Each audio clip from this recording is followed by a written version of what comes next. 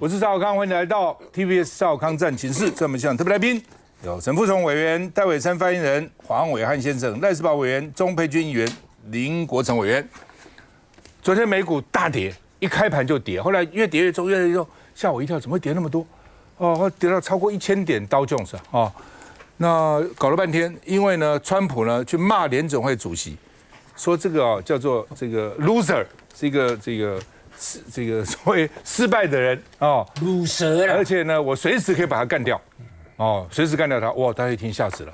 你要把联准会主席干掉，保证美元、美股通通大跌哦，美债呢利息会升哦，然后大家要卖美债，通通要抛哦。为什么？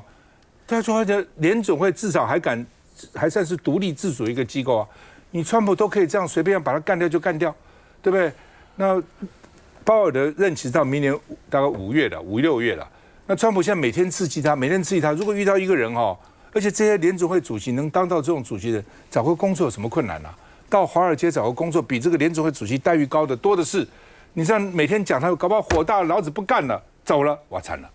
所以呢，市场就反映给你川普看，大跌给你看哦。所以呢，昨天市场震荡非常厉害哈。那像什么 Tesla 啦、NVIDIA 都跌非常多哈。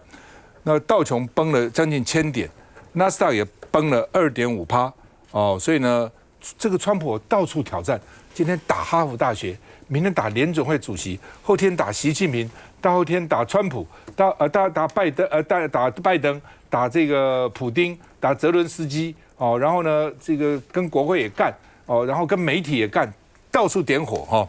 好，那么这个川普怎么骂鲍尔呢？说呢，大家都在想要降息，只有这个大乳蛇不肯。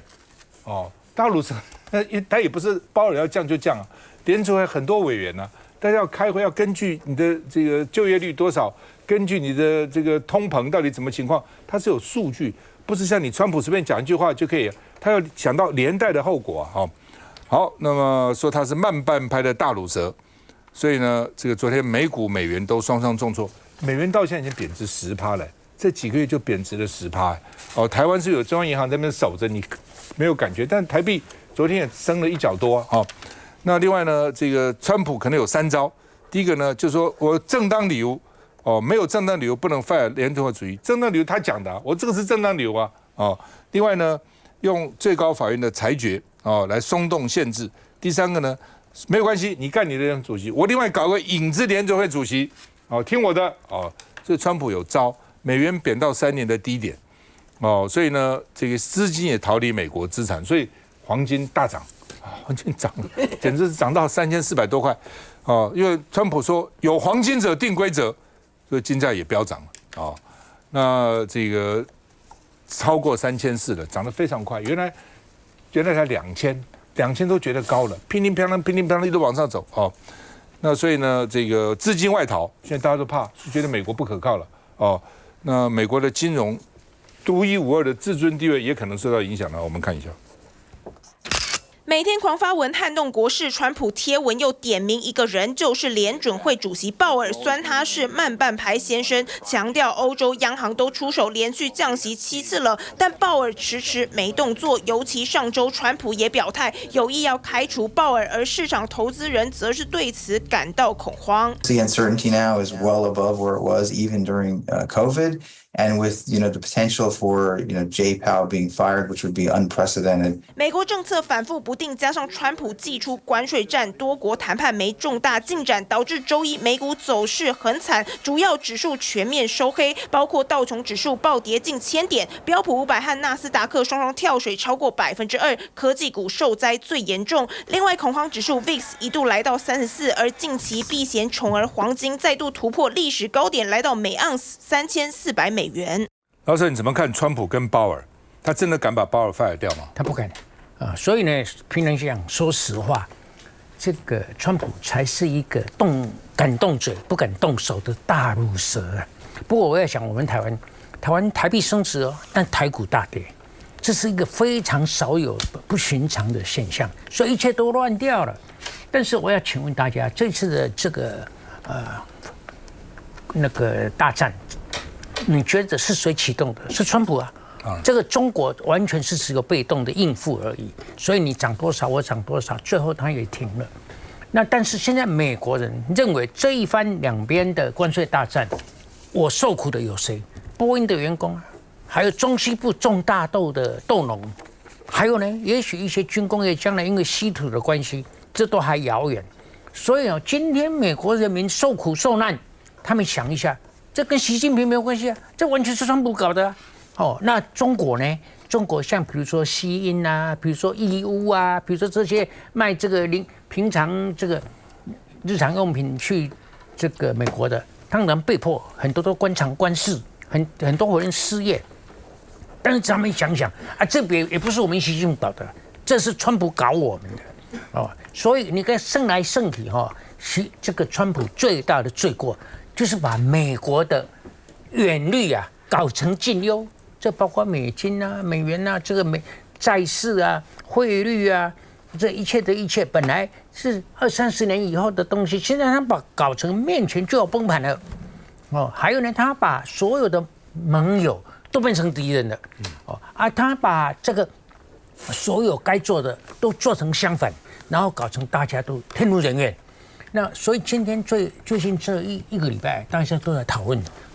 全球都在讨论这个问题，就说两个人这个川普跟习近平谁撑得久，谁最后会投降，谁最后会屈服？谁？我跟你讲，我今天就是要借这个机会向全国军民同胞们很肯定的讲，川普一定输，习近平一定赢。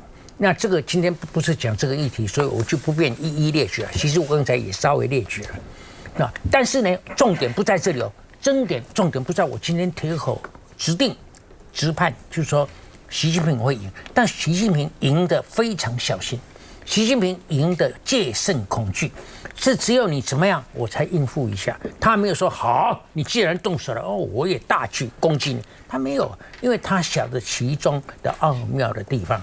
很多人现在都讲这个是重点很多人讲说习近平赢了，台湾就完了，台海就不安全了。刚好相反，你像现在你想以现在川普的位置，他只有一条路可走，他这条路走了，他就安全了。你想是什么？发动世界大战。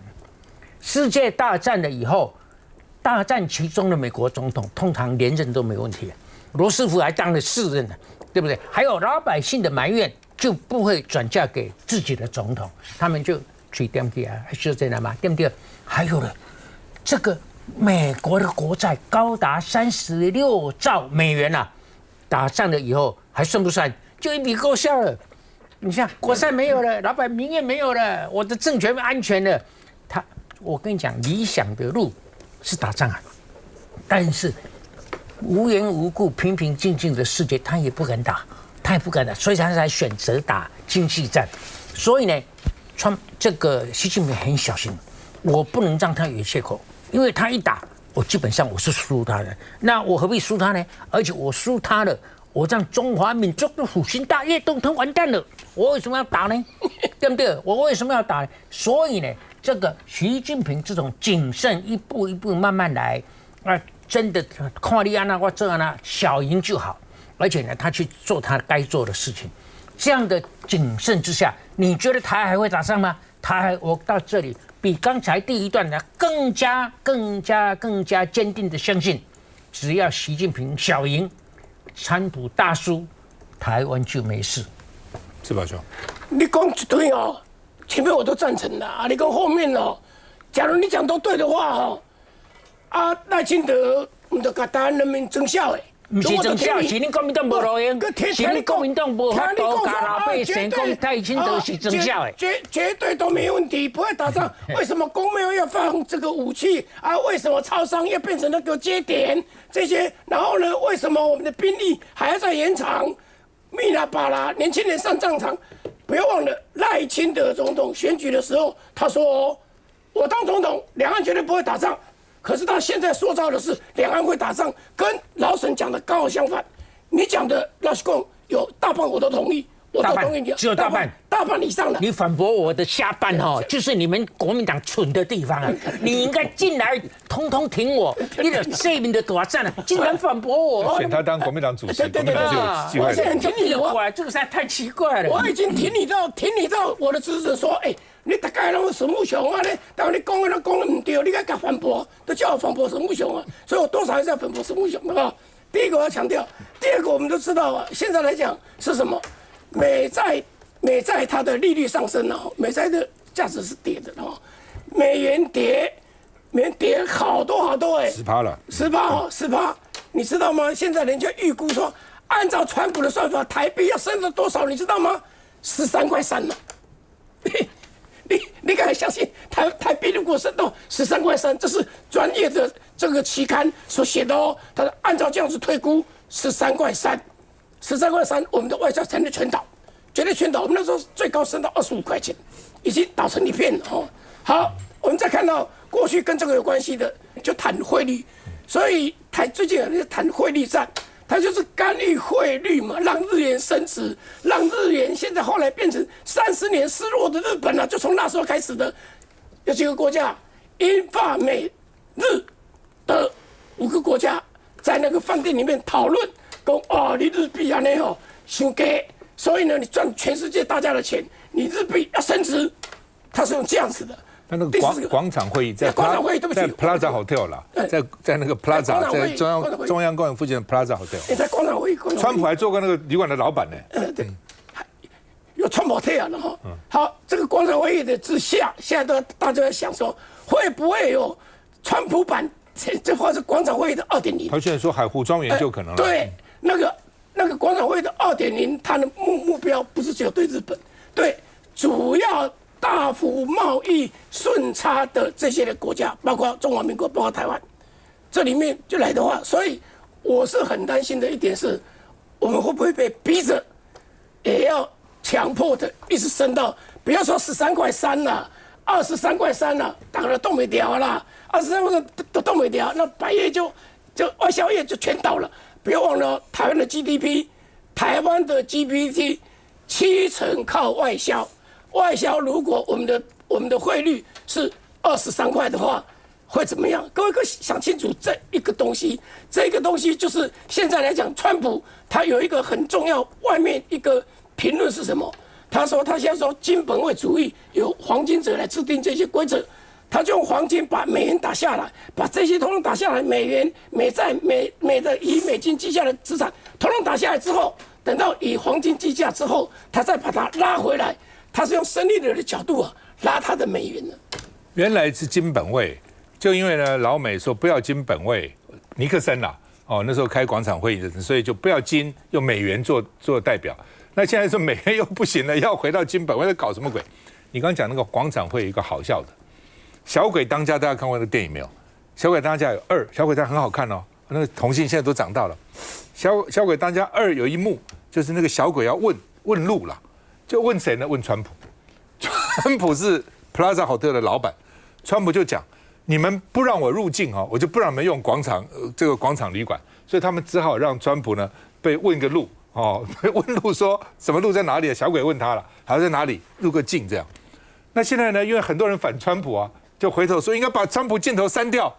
导演说我也很想删，我不敢删了，我是意大利裔我虽然在美国长大，我是意大利人，川普要把我驱逐出境，我怎么办？这也许是个理由。所以后来他们决定说，我们还是不删这个镜头，而且我觉得也没什么好删，那是当年拍的嘛。你为什么现在川普要删当年镜头也不通了？就表示美国现在国内的争议有多大，连川普入个境都要把它删掉。接着再回来。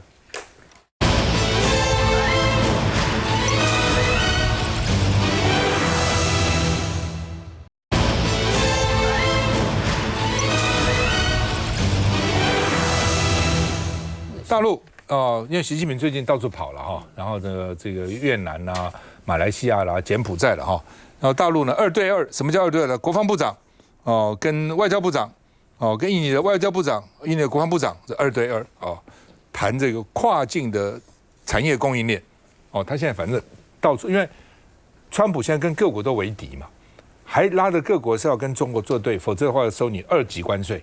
那中国现在也希望呢，大家能够联合在一起，所以我建议老共，人家古时候叫做远交近攻，你现在在远攻近交，你旁边的邻要睦邻嘛，对不对？这个远亲不如近邻嘛，你旁边国家要搞好啊，因为旁边国家搞不好，他就怕你，对，就会被美国各个击破。你现在在这个时候，你要拉拢这些国家，哦，不知道他们听不进去了哈。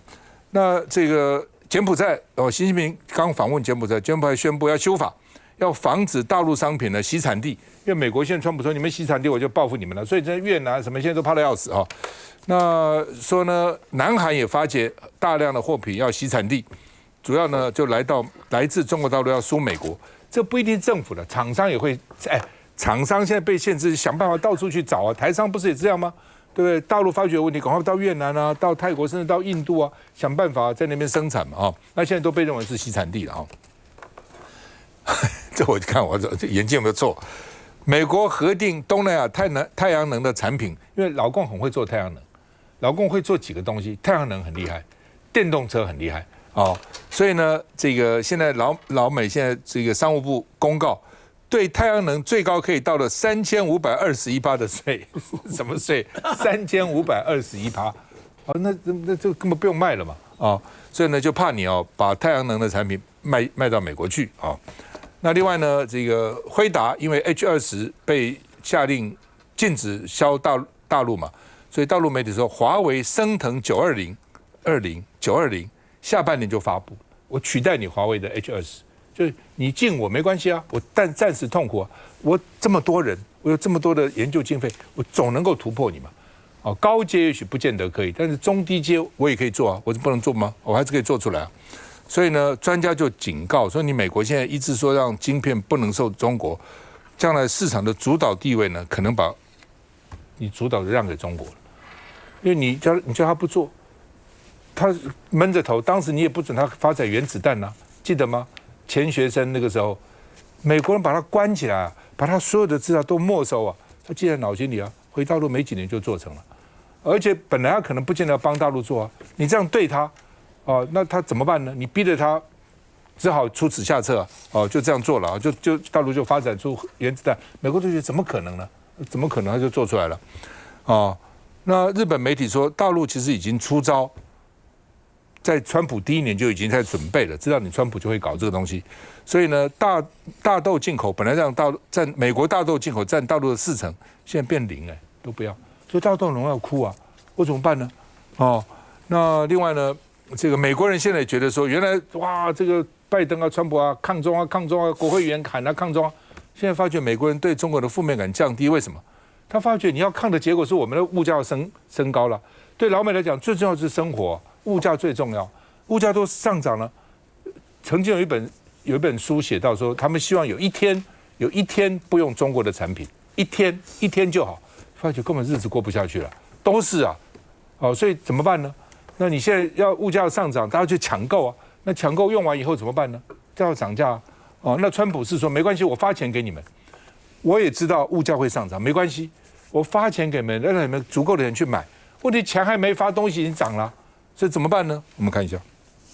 大批冰箱冷冻柜堆满仓库，包装上写着“美国设计，中国制造”。这里是浙江省慈溪市，是大陆3大家电制造中心之一，对美出口约占全市总量的16%。但因为美方加征关税，中方反制，这些货被美国厂商先叫停。冰箱、洗衣机等等家电一共3000多台卡在这，但大陆厂商不担心，已经想好因应对策。目前来讲，等待。最终，假如说确实是客户不提货，是他违约。美方不买了，可以改包装、改规格，销往其他国家。而大陆工厂货销不去美国，出口货柜当然也是卡一堆。而苏州港先向自家人送暖。苏州港管理委员会公告，从4月18号开始到7月17，港口各货柜码头对全市外贸进出口货柜提供免费堆叠服务。苏州港是大陆沿海主要港口枢纽，去年货柜吞吐量超过1000万个。苏州还是包含了台商在内众多外资的投资点。2024年统计进出口总值达到了11.5兆台币。暗示关税将严重损害各国的正常经贸往来，维护全球南方的正当合法权益，不受霸凌胁迫，也不随波逐流。而大陆和印尼也首度进行2+2部长会议，强调加强双边合作。美中大打关税战之际，也互相对外积极寻找盟友。那郭成伟，我觉得川普的关税之战啊，我们可以看得出来，全球里面敢公开跳出来跟川普对干的，就只有习近平。所以到底谁赢谁输，我比较倾向沈大佬他的判断，也就是最后可能是习近平会赢。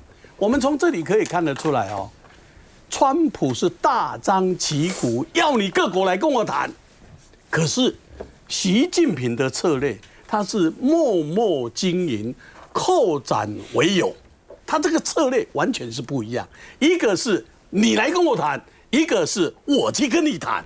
那谈什么呢？啊，川普就是谈他有利的，可是习近平他是不一样哦。你看看最近我们东南亚的地方，包括包括印尼啊，包括这个柬埔寨啊等等的这些，可以看得出来，他是手伸出去来做联合动作。从这里可以看得出来，我们的利基点，他最后会赢，是因为他一步一步，整个经济体里面，它是在茁壮的，整个外交的方面，它是扩展的。可是美国的川普就不一样啊。其实我坦白讲，在座很多人懂得经济啊，真正美国的经济不是像我们想象中那么强大，所以这些啊是从这里可以看得出来，沈大佬的利基，最后习近平会小赢。那这个我完全赞同跟举手的同意。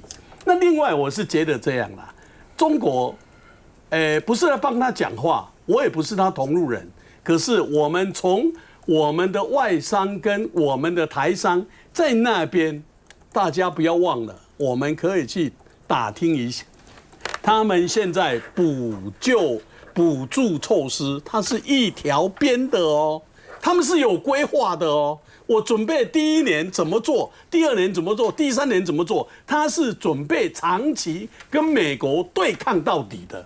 所以我是觉得这样啦哈，最后可以突围的地方还是大陆，因为大陆不是只有对我们这些柬埔寨啊、印度啊或印尼啊等等这些，他连欧盟他都把手伸出去，所以我是觉得这样了哈，全球南方的突破，还有7亿的结盟缓冲，这是他最后可能会赢的一个步骤。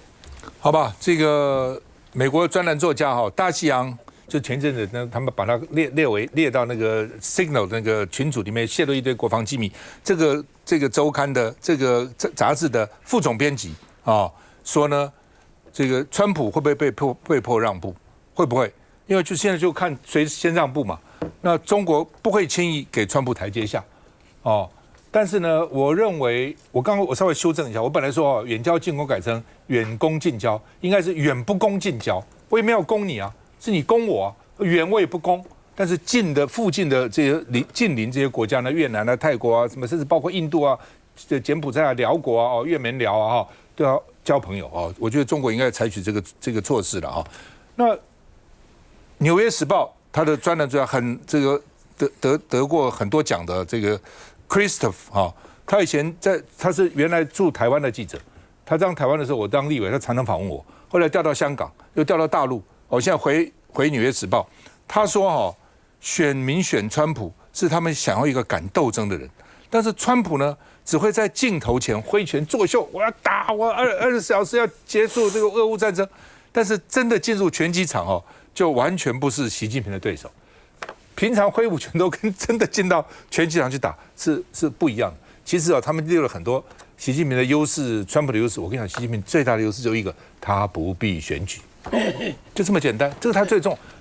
其实这关税大战呢，中美都受伤很重。美国物价上涨，中国也受伤很重啊，很多小企业都活不下去了。他怎么不受伤呢？问题是我虽然受伤，我可以转移啊，所以都是川普害我们的。